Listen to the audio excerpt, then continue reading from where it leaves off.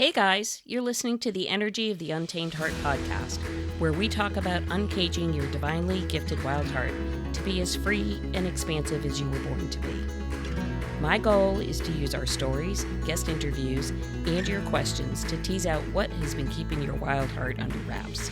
We want to thrive, not just survive. I'm your host, Mielle Fox, and together we will shatter the myths of our old stories to set our wild heart free. So thanks for choosing you and showing up today. Let's dive in. My guest this morning is Lisa Pepper-Satkin, a licensed psychotherapist as well as an executive therapeutic coach, and a Brene Brown certified Dare to Lead Facilitator. Lisa comes to this with so much experience and knowledge in so many areas, not only corporate coaching, but also personal curriculum. And she's created another project to help children in schools called My Hearty Kid, which really I find fascinating and grateful, especially in these times following pandemic and homeschooling and kids trying to integrate and deal with a lot of emotional and other social issues. I find that seeing somebody build something like My Hearty Kid is fabulous. So without further ado, I'm going to let Lisa jump on and give a little bit of her backstory, and we're just going to have a convo about what's going on and why do we do what we do, and how do we move it all forward with our dreams and our visions. Lisa, welcome. Thank you so much for coming today. I love it. I'm so happy to be here, and I'm happy to support you in any way I can moving your dream forward, because you're going to touch one person who's going to touch another person who's going to touch another person, and that's how it grows. It's beautiful. That's how I've grown my dreams. Tell me, when you say this is how your dream started and it grows and it grows, to me, it's so ripple. It's like the pebble in the pond, and it starts out small and then it just expands and it expands and it expands. Can you share a little bit of how that worked for you? I was telling someone the other day about how my practice grew, how my business grew, and it really was one kind of episode or phase or business card at a time. I have a little wallet full of all my different business cards, all the different iterations of myself. But at the core of all of that are my values. It's like that I have never wavered from. But, which project you're launching, which book you're trying to write, which group you're trying to form, that I notice changes. And the determination of how many likes we get or how many followers we have should be no indication of the success of a project or the importance of a project. If it rings true to you inside of your heart and your values, then keep going for it. But unfortunately, we start to compare. And when we compare, there is only despair. So we have to train our brains to move away from the things that suck our energy dry and move toward what I call radical self-care. Mm-hmm. The practices, the investments that you make on a daily basis that keep you feeling empowered and strong and loved and on purpose. That was a lot. I said a lot. I'm glad you said a lot, because you hit a lot of what I think are the day-to-day highlights of how many of us kind of zombie our way through our day, through our lives. We set our long-term visions and dreams and goals on the side because we spend a lot of time and energy worrying about how are we externally validated versus how are we internally validated. How do we look and find the joy in the moments of the journey as we're moving towards that thing that fulfills us. This is a prime example, this podcast. And before we hit the record button, you and I had a little conversation about where we are in our journey. For you, with almost 30 years plus of experience, this probably comes to you as easy as pouring a cup of coffee. For me, this is the beginning. I'm literally, with where we are at today's episode, I would say I'm not quite the pebble dropping on the water, but I'm probably only a few spirals out. So my place of where I initiate and your place of where you are, it's very fascinating to me that the same considerations of dream building and vision seeking and the journey and finding your way back home to your heart doesn't change or vary regardless of where you are on that journey. Just is very fulfilling and empowering to see somebody who has made and evolved and grown through the iterations to where you currently are, and that the key basic foundational component of the motion and the movement and the growth is the same. Yeah. So I like to get super specific. So our conversation was an exact example of that. You're just at the beginning. You put a call out. My assistant knows that I want to be on more podcasts to impact more people with gifts of radical self-care, of tools to fire their inner bullies. I want to be on any podcast I can be on. And that's how we matched up. Your inner bully could have said, oh no, I'm just at the beginning. No, I can't interview this lady. And my inner bully could have said, oh, I have all this experience, but I don't have a lot of podcast interviews. I have a number of them, but not where I want it to be. I want tools to be out to the masses, like just the basic tools, my free tools that I give away all the time. I want to share those more widely. And so that intersection where you stayed with your yes, and I stayed with my yes, meant that we got to meet. You could have shut that down, or I could have shut that down. But when you listen to your values, you don't believe your feelings, then real growth and transformation happens. How do I know? Because I've worked with thousands of people. I see it all the time, but we need guidance to not listen to our inner bully. We need guidance to change our relationship with anxiety. I think the common saying of it takes a village, I think it takes a village in all things, including personal transformation, team transformation, private versus corporate. It doesn't matter. It's transformation and it's growth, and to be able to have support and guidance for that, as well as, I'm going to call it, acknowledgement from somebody who has walked the piece of the path already, who has done the thing, who has had some of the experiences to share. What does it mean? What does it feel like? What was I thinking at the time? All those things will resonate with somebody who is at whatever stage of their journey they may be at, the quote unquote beginning, like myself, if you want to call it that, as opposed to multiple decades of experience. I think the journey is the journey. I will tell you absolutely in full transparency. First, I knew that I wanted to really get my message on a broader level. So I joined a group on social media that would allow me to find guests.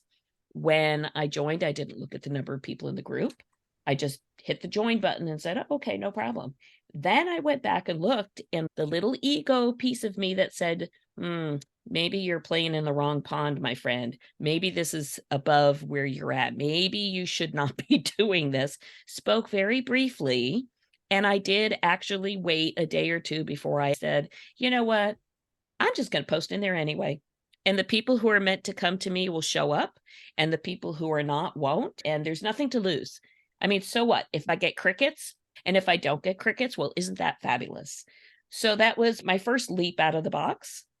And when you say there's nothing to lose, that talk track tells the brain, lose, lose, lose.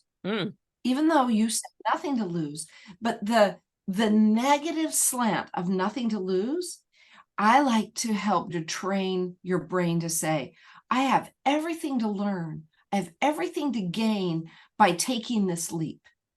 Can you feel the difference? Yes. I have everything to gain. And it's actually what you did. You actually took a leap toward gaining. It's your dance of courage. Of course, I do my research and I see, oh, I'm playing in the big time now. I'm not just at the coffee shop. I'm at the top of Starbucks here. Whoa. And the little piece of me said, uh-oh, are you really sure you're ready to take this on? And the other side of me was like, yeah, I bet you she's got some amazing stories. I bet you she got something amazing to share with my audience. And so I did. And here you are. And I'm grateful. I love it. This is exactly how it goes. What would be great to do is put on our calendars a year from now, and then a year from that time, and a year from that time, and just keep checking in. Like, where's it now? How's it now, a year later, right? I think. Oh, so that would be so let's do fun. that. I would Great. love that. Calendaring for growth. The other thing I do with people that I work with is pave the way in the direction that you want to go. Where do you want to go? And what is it that you need to do to continue to remind yourself to go there? You have an interview with me already scheduled a year from now. Yes. Game on. Game on. Your podcast is alive and ready to go. Why? Just because you said it was. Done. I also really feel like when you verbalize, not just to yourself, but to the world, to the universe, when you quote unquote put it out there, that not only affirms your intention, but it sends that message forward that you may not know what it will be in a year, but you absolutely know that you are taking that next inspired step in some way just by saying, hey, we're going to plan a meetup in a year. And who knows? I don't know what that will come out to be, but that's kind of the fun of it. That's really exactly right. The excitement of it. The possibilities are far beyond what we physically see sitting right in front of us this very minute. And however that plays out is how that's playing out. What needs to come out comes out. What people need to hear, they hear. And I love that about this platform. I'm inviting you on to interview you, and you're over there saying, hey, wait a minute, I got questions for you. But this is what I built this podcast on, because I wanted to create and build community, connection, collaboration where it becomes useful to the collective. And just through the conversation, through the pearls of wisdom that come forward when people talk about their journey, their lives, what they do or don't do, that to me is the gold. That's it. It's gold. It's the story, right? It's so beautiful. So how did you fire your inner bully? That's the work. I think that's the foundational work for little kids to begin to recognize, oh wait, that's not my inner wisdom. That's my bully. That's something a teacher said. That's something a caregiver said, something a relative said. That's not my truth. When they're too little to ascertain that, but I watched when I taught kids how to recognize the difference, right? Yeah. So I'm curious with you, how did you fire your inner bully and take this leap toward your big dream? I'm going to say it's almost like a double-edged sword. As a child, not only was I bullied, which is never much fun for a child, but I was also raised with some older standards of pretty much suck it up, buttercup. Just pull up your britches and do the thing and quit your crying and get on with it, which, there is some value to having resilience and just getting on with it.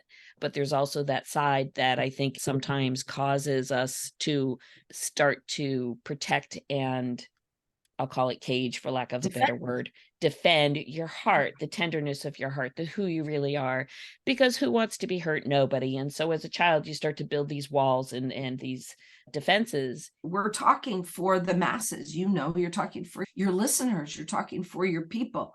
But once we start to say, I started to protect my heart and I started to guard myself, then watch what happens. I guarded my heart. And absolutely, I did all the defenses. I had, like many of us, a lot of traumatic events that have painted a palette around my life. And it has taken me a very long time to really find my way back home, find that path to who I am and what my heart really desires. To answer your question, what is the thing that's allowed me to tell my inner bully, right? Fire your inner bully. One is that I'm very aware that I am not my mind. Yes, my mind does some thinking, but I am not actually my mind. That's definitely important, that I'm the observer of the event. So therefore I have choices.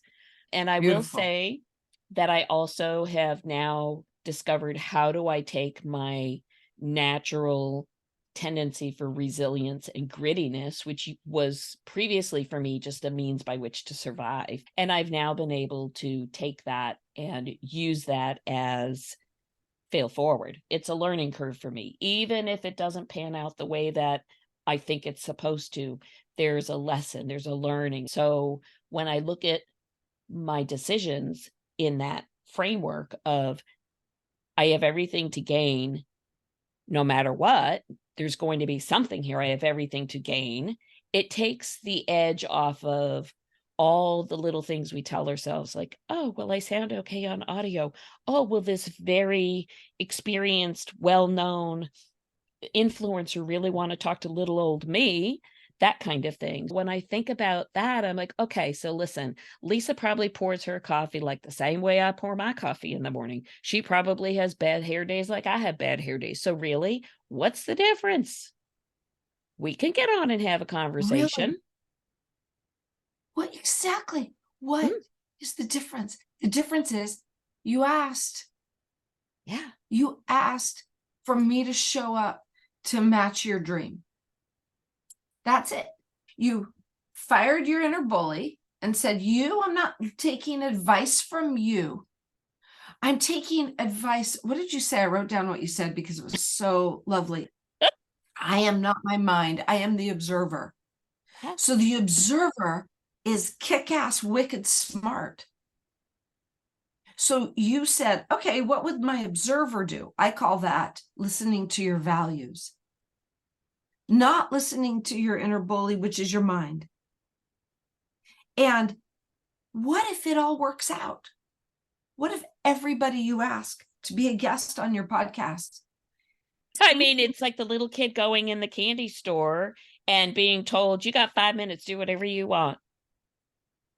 Oh, well, fabulous. We have time. Yes.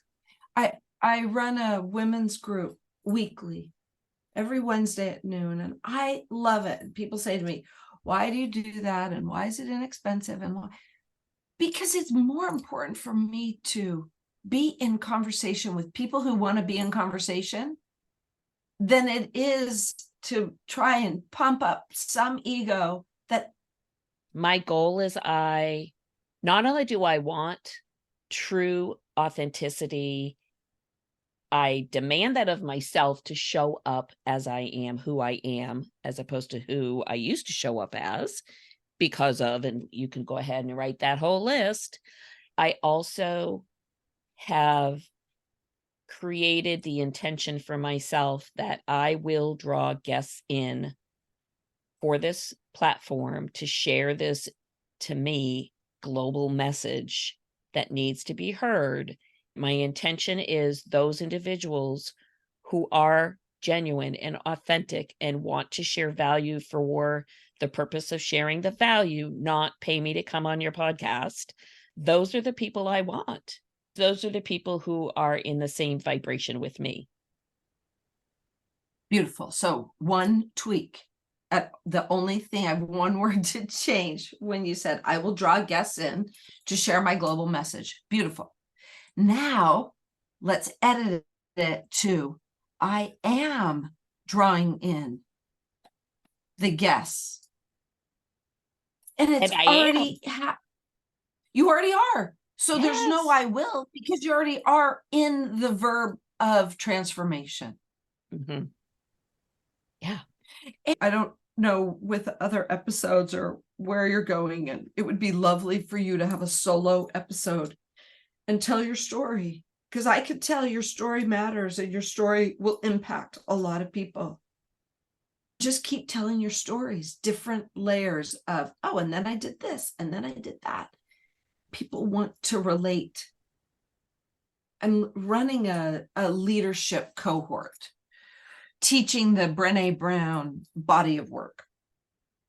And I am drawing the exact right people into this cohort. And then I did something unique in this group, which is I let people tell their stories.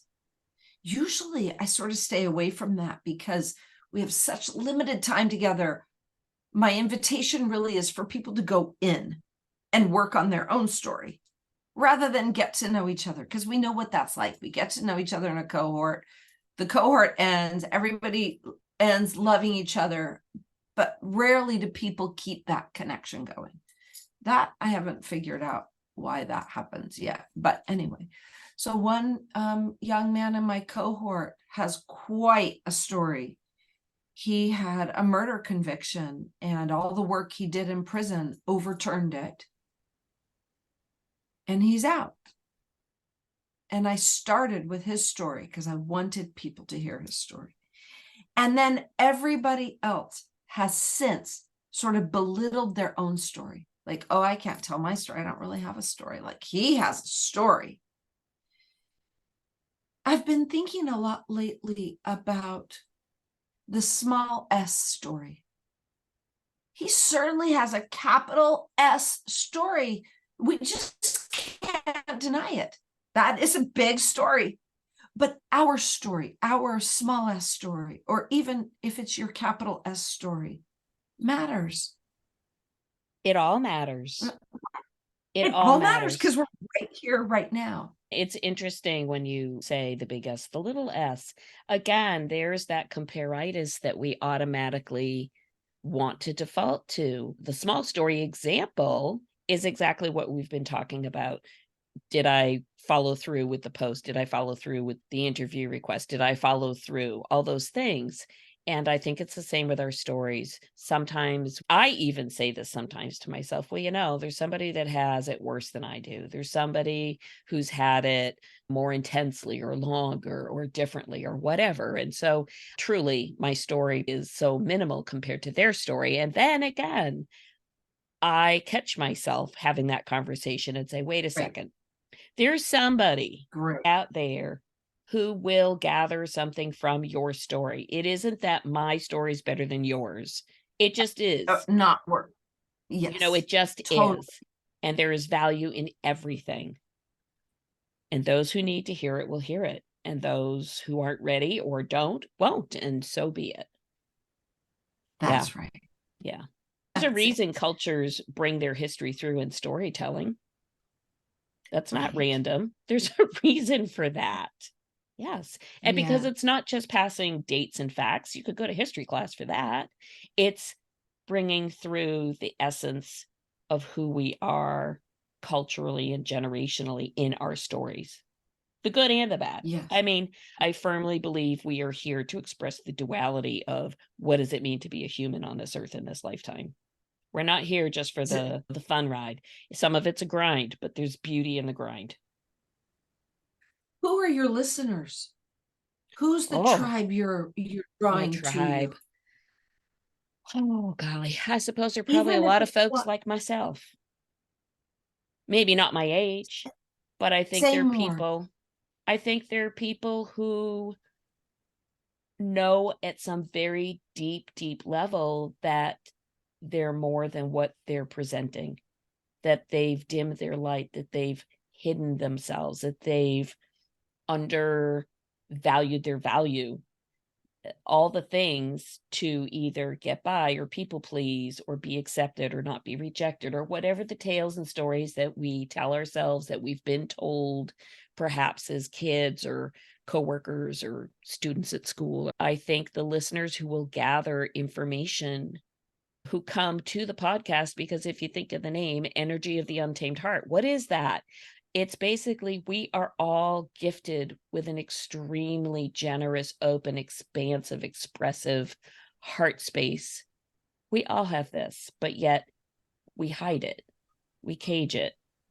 We try to tame it. I'm interested in being an energetic awareness guide to help people walk their way home to themselves. Be it, express it, do it. An energetic awareness guide. Kind of catchy. Kind of funny, Oh, it's actually. wonderful. And then you said one other thing, to march their way back. Walk your way home back to your heart, to the true essence of how you were put here, how you chose to come here to be in your human expression in this particular journey. We are all brought here with an amazing capacity for love, compassion, connection, and our earthly gift wrap, if you want to call it that, is trying to push that in the opposite direction, trying to create the separateness, trying to create the lack of unification. We sort of buy into that a bit for whatever the reasons Mhm. are. And I want to help people see there's more, there's another way. If you're like, oh my gosh, is this it? Yeah, let me tell you, this isn't just it. There's so much more. You just have to be willing. Mm.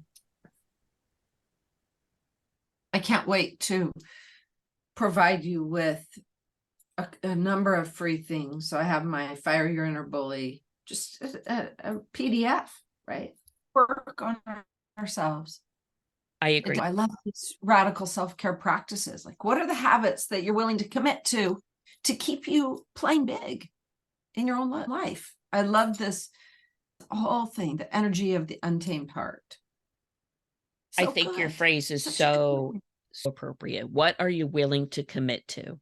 And this is the other area that I find, not just for myself until I really had a little sit down with myself. People will choose to try to use a variety of excuses or justifications for why they cannot commit to do the thing. And I So are challenge you that. ready to dive in? I Can challenge you that. dive in what you're willing to commit to? Yeah. Because you're doing it. You're Yeah. doing it. Yeah.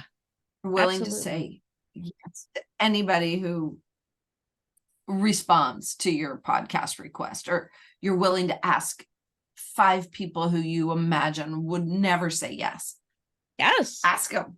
I have. And it's interesting. Some are crickets and some have politely deferred. I've been blessed to have a handful say, oh, yeah, I've been where you are. I'm extending my hand to walk with you for a little ways. And then you will, in So turn, beautiful. walk with somebody else a little ways. And Oh, every it's lovely. day I wake up like, wow, this is very interesting to me because, like you, I've gone through a lot of different iterations. The message has never really changed, but the how do I bring this forward has shifted and pivoted as I've learned more of myself, as I've learned more of what purpose is, how do I choose to express that? So it's morphed. It's gone through a few little shifts here and there. What I always find interesting is I know when it feels right because it doesn't feel overly difficult. It doesn't feel like a homework assignment. It Yeah, you're feels in the more flow. like, oh, this is fun. Let's do this for a while. And when I get that Beautiful. feeling, I know. Yeah. How long are your episodes usually? They'll be anywhere from 30 to 45 minutes or so. Enough that Beautiful. if you can't listen at home, maybe you're running down to the store for something, you can pop it on. A Yeah, little this, a that's little great. that. Yeah. So that's where we are. I'm So so happy for you. thank you. Thank you so much. I'm really curious. Yes. Before I let you go, we have a handful of minutes. Can you talk to me about the My Hearty Kid? Tell me what that means. Yeah, that's so beautiful that you would tap into that. I created this program 100 years ago, it feels like. Well, not really, when my daughter was in kindergarten, and now she's a senior in high school. And her best little buddy she met in kindergarten was afraid to raise her hand. And so I said to this little girl, I met this little girl, and I said, Ella, honey, if you practice being brave, then I will bring you a surprise on Friday. And every day she would come up to me and she was like, I was brave. And she raised her hand. She asked to go to the bathroom. She was practicing being brave. And so I made her, I was like, what am I going to do? I made her this funny looking little toy that had a heart head and these little arms and legs, and I sewed it on my machine. I did not know how to make it. And I put a little necklace on it that said, I am brave. Aww. Then I gave it to her, and all the other kids and my kids were like, I like it. Then at the same time to join a mastermind group. And in the morning, I woke up and I was like, oh, I'm going to work on these toys for kids and a program to help kids grow self-esteem. And that's what I did. And oh boy, did I learn a lot. I had no idea how to build a business. I said to my coach, this isn't a nonprofit. This is a no profit, because I kept giving it away. I just kept giving it to teachers and giving it to principals and volunteering my time. And one day it will come back alive. I know it. But I took a diversion after I volunteered and taught it for 6 or 7 years. The teachers in my kids' school were so welcoming, and they loved my energy, and they loved what I was teaching. Then I went back into my own business and everything. It wants to exist again. It just needs a master's level program in a college to build it, to use it as their sample business to grow and build. It's such a cool program. It teaches kids about intuition. It teaches them about affirmations and intentions and manifesting and how to language your dreams positively. Everything we talked about today is in that kids program, and kids learn it from the word go. And I still run into kids that I taught when they were little, and they're like, you're that Hardy Kid lady. All of those kids are doing well today. I mean, that's powerful. It's really powerful. It's really lovely. Yeah. I'll share with you the link on the website, and I'm always happy to share it. I think kids need free teachers. And I think it's sort of like what goes around comes around. I think the need has resurfaced with a very loud voice of late, especially post-pandemic. I see that our younger kids, as a result of our very overworked, stressed adult population, is in desperate need of these skills. Desperate. And I do not have children. I do not have children in the school system. I do work in healthcare, and I see the trend as the kids come through on all levels. And I think, wow, these school systems desperately need something, whether it's a person or a program. I live rurally. Access to services and dollars available to the school system is nil. But the need is just profound, so profound. Perhaps we have educators in the audience who would jump and grasp at this. Right. My stepdaughter is a teacher for younger kids, third graders, and that's this program really alone. The best age. Right? That's really the best age to start this third, fourth, fifth. Yeah. Younger you can too, but it's different skill set. The toy that I made for the classroom, the kids would pass it around.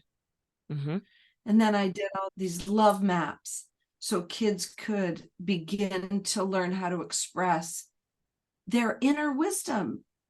Quiet the inner bully for 5 minutes in the classroom. It was so good.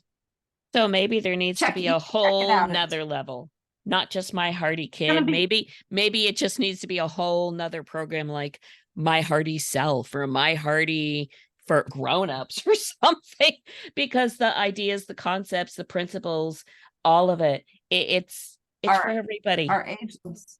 Ageless. Yeah. What's the easiest way to find you? My website and Instagram and YouTube and all of that, and LinkedIn.